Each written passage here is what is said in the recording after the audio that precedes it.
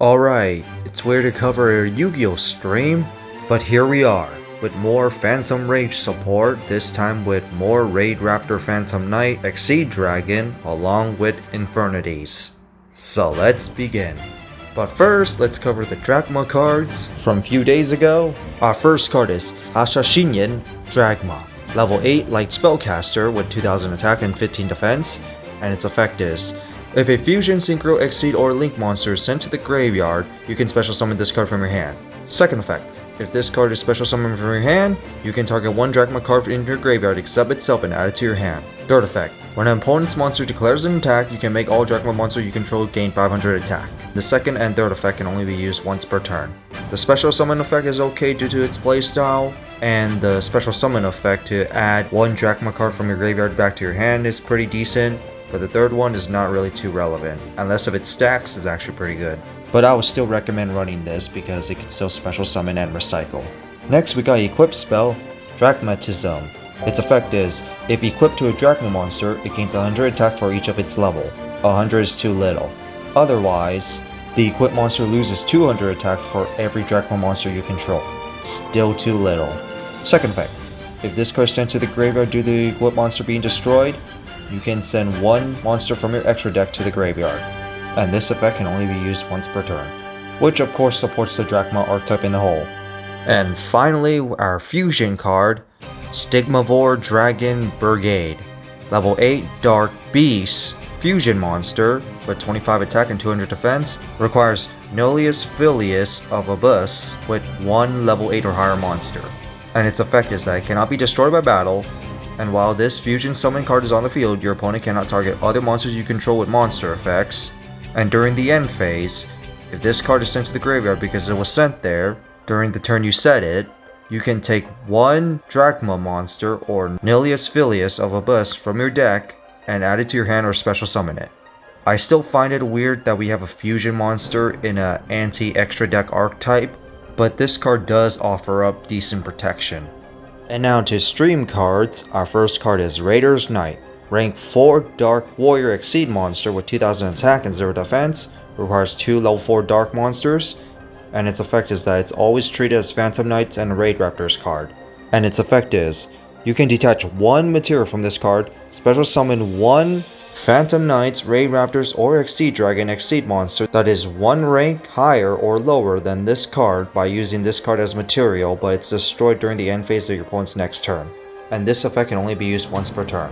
So a rank up or a rank down without the spell card. It's also treated as Phantom Knights and Raidraptors, so you're not going to be restricted from those card effects.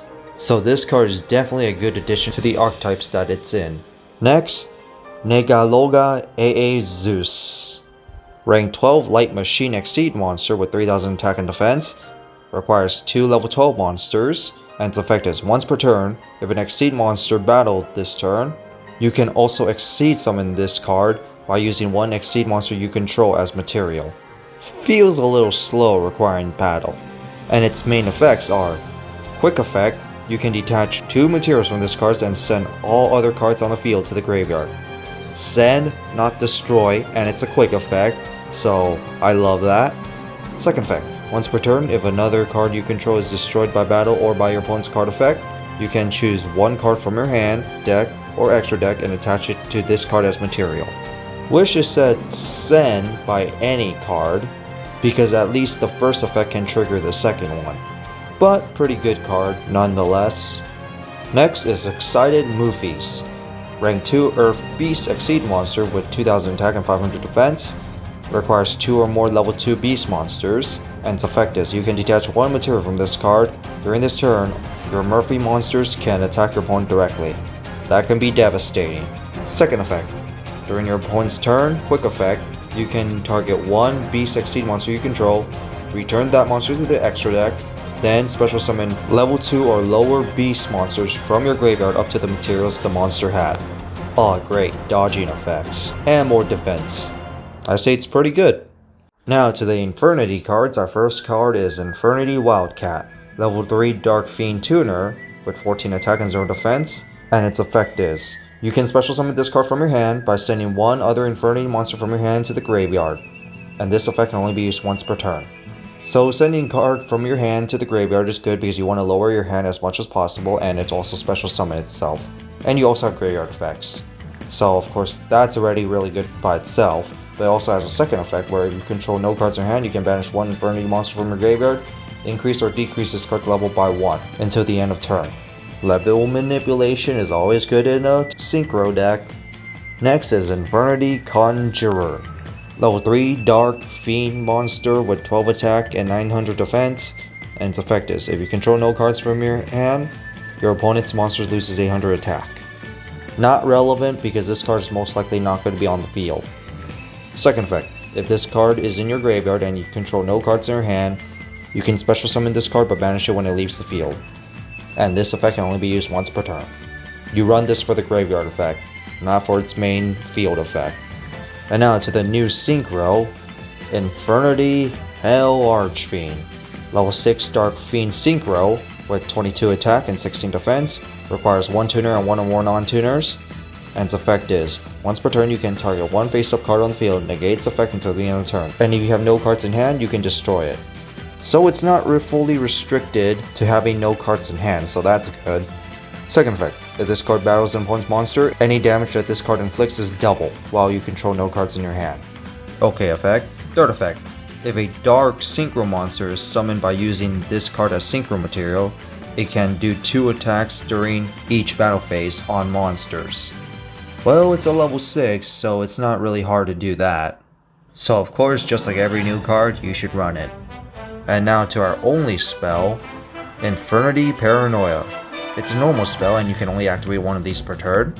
Its effect is tribute 1 dark monster and special summon 1 Infernity monster from your deck or graveyard with the same level but a different name with its effects negated. This effect can combo with those graveyard effects, especially when it could special summon a monster as well, so that's like an instant synchro play in many cases. Second effect, during the main phase, except during the turn that this card was sent to the graveyard, you can banish this card from your graveyard, then target 1 Infernity monster you control and add that to your hand. Which of course is a combo extension because add it back to your hand and then summon it, and then you have some graveyard effects that could special summon themselves and then do a synchro summon. Yeah, this card is definitely a 3 of. And finally, our only trap, Infernity Suppression.